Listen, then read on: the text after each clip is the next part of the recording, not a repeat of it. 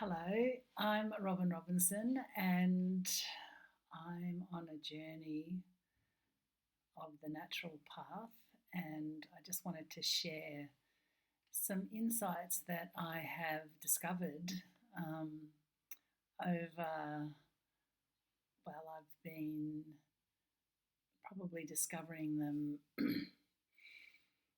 my whole life, but some of I'm going to give you five of the what I have considered the most important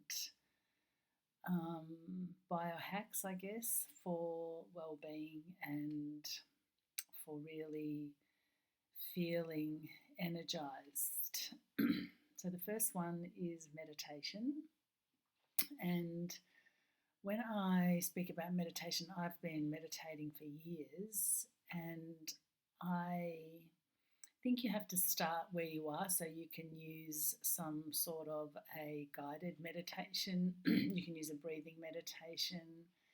Um, you can, choose, like, you can stare at a candle, um, have music, use counting, whatever works for you, because it's like anything, the more you do the meditation, the more you really are able to make it a part of your everyday. And so I do sit in a meditation practice, but because I have built that muscle, I have a lot of time throughout the day where I can bring myself into a present state because I've done that practice. And this doesn't mean that life doesn't have its challenges. It certainly does. It just means that I have that ability to sometimes stop myself and bring myself back to the present moment, and respond from that place rather than react from that place of past or future. So, yeah, the first one I highly, highly recommend is meditation. The second one is breathing. And again, I have quite a few different breathing techniques that I use and I love. I love Wim Hof breathing. Um, I do sometimes the box breathing, and you can Google all of these. And again, this is not one is better than the other, but once you strengthen the muscle of breathing, it is such an incredible tool to help you to just, again, before you do something scary, is just come back into your body, take a deep breath. And when you're breathing deeply, you can't really think. So that helps you to, make the decision to continue on with what you're doing rather than be overcome by fear.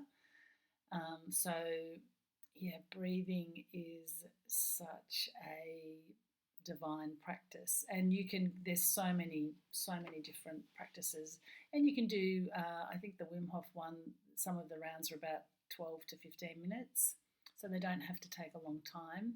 And also, if you did box breathing, say 2 or 3 times a day, again, that's going to be, just a couple of minutes. And it is about playing the long game with all of these little tools and, building the muscle. The next one is movement. So this can be a walk in nature, it can be a dip in the river, it can be a class like a Pilates or a yoga class, it can be your own practice, anything, a dance, anything that has you moving for at least 20 minutes, I find, is just one of the best things, because when we're moving, we're able to really be that energy in motion. And if we get our heart rate up, again, we are building that muscle, like we're strengthening our heart. We're using all of the parts of our body. And if we're in nature, or if we're doing some form of resistance training, it's all just really to help us become more able to stay in our bodies again when the rubber hits the road and we are looking to respond rather than to react to a situation. So, any type of movement, whatever lights you up, and you can do, as long as you're doing around 20 minutes, but you can do whatever works for you. Sometimes I might do a hike for 6 hours. Sometimes I get out in nature for an hour. Sometimes, yeah, usually it's at least an hour, but whatever works for you. And again, it's really important to start small. And so building that consistency so that over time it just becomes something that is who you are. And the next practice is mindfulness. And this can look different to everybody as well. For me, this has changed and transformed over the years. But I feel like the biggest part of mindfulness is using one of the tools that I've already mentioned, like just, when something is triggering or I'm starting to feel like there's a bit of resistance.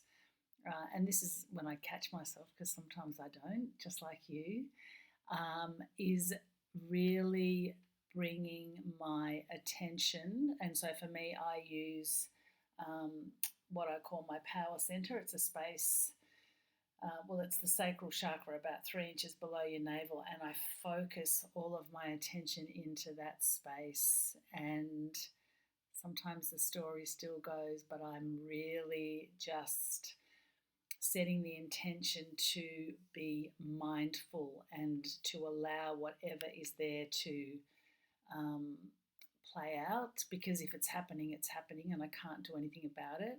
And really, the next part of the process is to put myself in the other person's shoes and understand that they're only looking, this is their way of showing how they're looking for unconditional love, whatever's happening. And as long as the situation is, you don't want to be, if something feels unsafe, then you certainly need to get out of there or put in your boundary or speak your truth, whatever.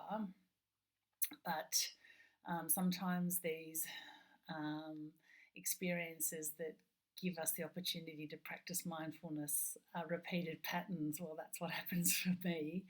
And so I really do get to ground, I get to stay in my body, and I focus my attention on setting that intention to be inside my power center and really breathing into that space where I'm understanding the other person is struggling. They're using this pattern that they've developed as their attempt to get unconditional love. And when I can break it down and come from that place, a lot of the time I'm able to respond much more in harmony and much more in alignment and with less judgment. Sometimes there's no judgment because I ultimately see the mirror. So that is, mindfulness is a great practice. And again, you can Google, there are so many different ways that you can come to that space, and it's just building the muscle, doing the reps. And the last tool that I would like to share is action. And what I mean by this is when you set yourself, you have your goals, you have your intentions, you have your action steps. You say you want to go walking before work, or you want to get into the river. You make all of these agreements with yourself, and it's really important to keep these agreements. And one of the ways I find really powerful is by taking action. And so, the alarm goes at 5 o'clock, I get straight up. I've got my meditation set and I sit and I do the 15 minutes or whatever it is, exactly as I've said. I've put the list of people to call, I make those calls. You know, and I think it's really helpful if you can, you know, you think about what you want to do and then you write it out. So you've put it into the physical world and then you action it. It's like the universe just keeps seeing that you're showing up for yourself and you're giving yourself the respect that you deserve. You're keeping true to your word. And so I really find that whole process of think it, write it, do it, and however that looks for you. And you don't need to, you know, have lots and lots of to-do lists. You have the way to start it is to have those 10 or 12 different things that you're going to do throughout the day, you know, like your rituals and your routines, the devotion that you have for yourself, and then those 3 or 4 action steps that you need for your business or your work or your relationship. And it's not about so much ticking off the steps, it's about taking the imperfect action and jumping and not knowing, you know, like doing this video, not knowing how, I had no idea actually that I was going to be talking about this. But that's the game, because if I'd, you know, sometimes you do need to set things up and have a script. I'm not saying you don't, but this was very much I made the decision to set up a YouTube video and I just did it. So you can do that a lot of the time. In fact, you know, people are so forgiving when they realize that you're, you know, just fumbling along. It's very, very humbling to see someone who's not getting it right and who's not, you know, doing everything perfectly, because the human condition is that, you know, we're all here to live our best lives, but we're all learning, and you know, no one gets it right, no one gets it perfect, because there's always more. And so really giving yourself that that space and that opportunity to just take the action, imperfect, as long as you do it. Probably one of my biggest realizations is that if I can do it with a bit of fun, and if I can do it, but sometimes that's not happening either. So don't get too caught up on it's always got to be fun or joyous, or sometimes it's really important to be serious. Sometimes it's important to be authoritative. Is that even a word? Sometimes it's important to, you know, be what the moment is calling for, nervous and scared and in fear, because then you show that range of emotions and, you know, people realize that their emotions like that they're experiencing are valid as well, because, you know, it's about not having a condition on how you should feel. So now I've forgotten the 5 tips. So I will, I'm excited to share this, and if anyone tries this and has any ahas, I would love to know about it. Thank you so much for tuning in.